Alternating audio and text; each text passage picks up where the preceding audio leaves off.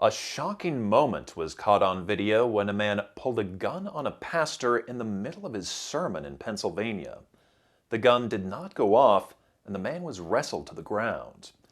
Antoinette Delbel has the story, and we do want to warn you that some viewers might find this video disturbing. And God had chose. This is the heart-stopping moment. Police say 26-year-old Bernard Polite walks toward the pastor at a North Braddock church and points a loaded gun at him during Sunday's afternoon service. He pulled the gun, it clicked. You heard him shoot it. It clicked. So God jammed the gun so that the bullet didn't come out. Pastor Glenn Germany walked us through that terrifying moment as he was giving the sermon at Jesus' Dwelling Place Church.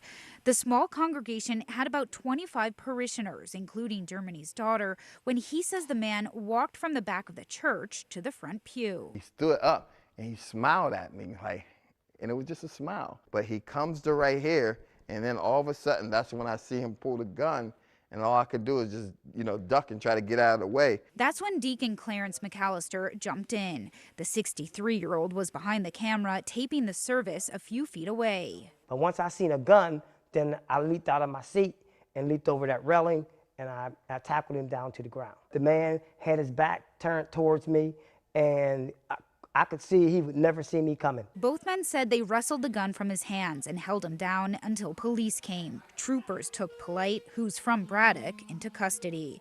Pastor Germany says the deacon is his hero, but McAllister says God was watching over him. God had his hands on the pastor. He wasn't letting him go nowhere.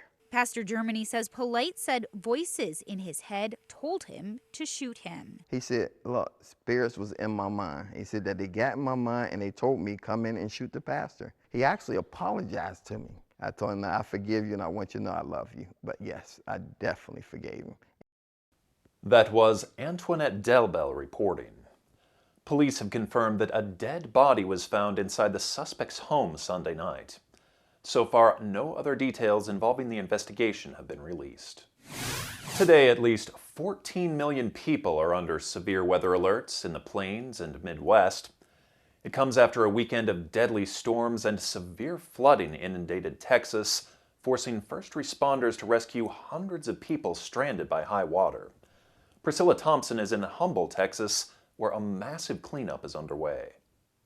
Well, today, cleanup is underway across Houston after that massive flooding that occurred. You can see just behind me that some of the roads here are still covered in water, but the good news is that water is starting to recede. The flood gauge here is reading at about 3 inches right now. I will tell you, when we were here yesterday, that number was more like 1.5 feet. So that is very good news for people who are looking to get back into their homes to survey the damage today. But it has been a difficult couple of days here because of the relentless rain that Houston has seen. Some areas picking up almost 3 feet of water. We know that there have been more than 500 rescues and evacuations by first responders in the Houston area alone, not to mention the rest of Southeast Texas. And we did also learn overnight that there was a 4-year-old boy near Dallas who police say was killed after the car he was in attempted to drive into high water. They got out to begin to walk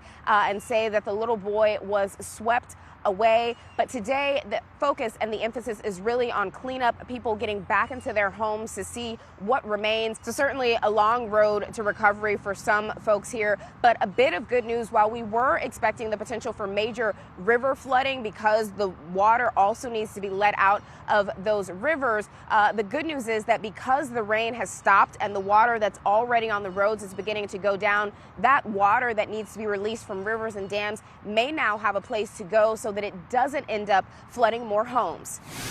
2 high school students in Michigan jumped into action to save a coach who was having a medical emergency during a basketball game. Their heroic actions, next on 39 News.